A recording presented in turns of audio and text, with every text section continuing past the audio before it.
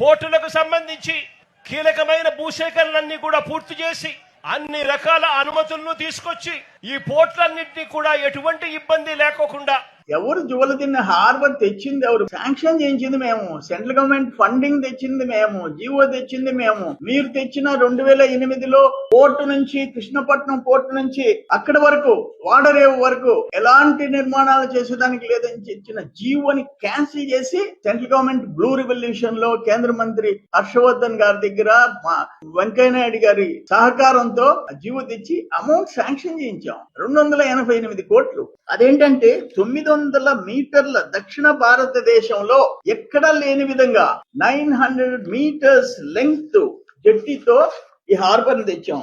900 మీటర్లు. ఇది 2009-8లో ఇచ్చిన జీవోని చంద్రబాబు నాయుడు గారు క్యాన్సిల్ రద్దు చేయబట్టి దారుణం. అంటే ఇది minister of fisheries, animal husbandry and dairying GO government of India blue revolution 69 కోట్ల 114 లక్షలు. Minister of shipping government of India Sagarmala programme 69 కోట్ల 14 లక్షలు. Government of Andhra Pradesh state plan 150 కోట్లు. మొత్తం 288 కోట్ల 80 లక్షలు. Major components of the project jetty 909 మీటర్లు, బ్రేక్ వాటర్స్ 1455 మీటర్లు, డ్రెడ్జింగ్ అండ్ రిక్లమేషన్ వర్క్స్. ఇవన్నీ మీరు తెచ్చారా?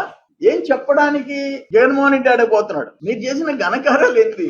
రామాయపట్నం పోర్ట్ వచ్చిందంటే, జువ్వలదిన్న హార్బర్ వచ్చిందంటే బికాస్ 2008-2009లో రాజశేఖర రెడ్డిని అడ్డం పెట్టుకుని అడ్డంగా జీవోలు జగన్మోహన్ రెడ్డి తెప్పించిన జీవోలు రద్దు చేయబడి మీరు మాట్లాడుతున్నారు. ఏం చేశారో చెప్పండి మీరు. అయ్యా జగన్మోహన్ రెడ్డి, వాస్తవాలు మాట్లాడేది ఒక ముఖ్యమంత్రిగా పనిచేసావు. నోటికి ఏది వస్తే అది మాట్లాడేది కాదు.